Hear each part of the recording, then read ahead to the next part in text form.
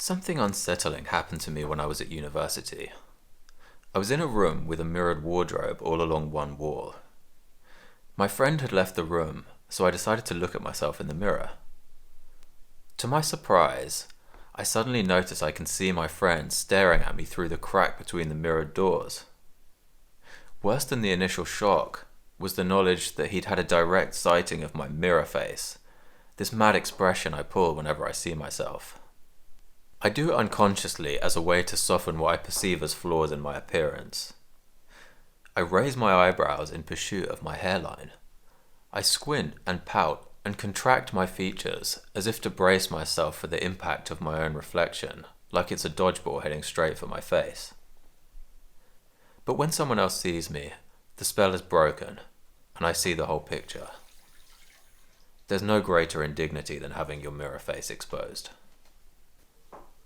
There's a TikTok trend where people record their reactions to switching on the inverted filter, which flips the mirror image they see on their selfie camera. What the fuck? From the outside, the effect is underwhelming. We're used to seeing them this way. But almost everyone who uses the filter can't bear what they see. When the reflection they're attached to is flipped, all of their insecurities are amplified. Invert it. Oh! I sat down to record myself talking to the camera for the first time a few weeks ago.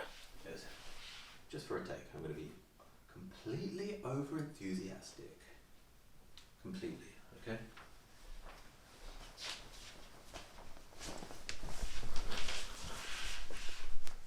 I'd planned what I wanted to say, but my self-consciousness was palpable.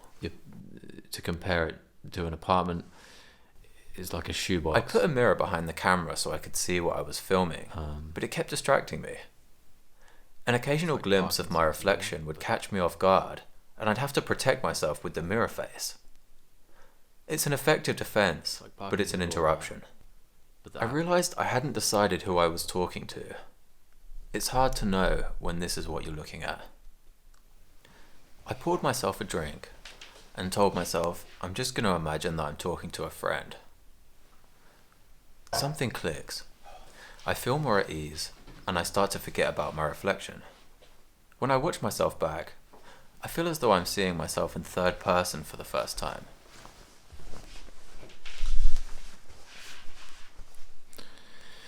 Without the illusions, I can't help but try and accept the person I'm looking at. And for me, that's the only way to manage when your laptop is like a tiny metal handbag. It's like a clutch. I see myself the way a friend might see me. A real person, flawed and unremarkable, but worthy of affection. Now I can see myself from their perspective. I start to recognize well-intentioned comments that friends and family had given me in the past. At the time, I disregarded their words because they didn't serve the picture I had of myself. I'm trying to answer these questions.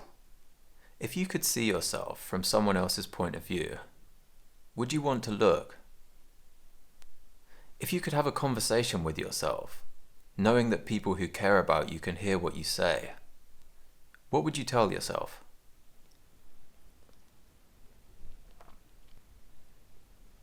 Nobody deserves this.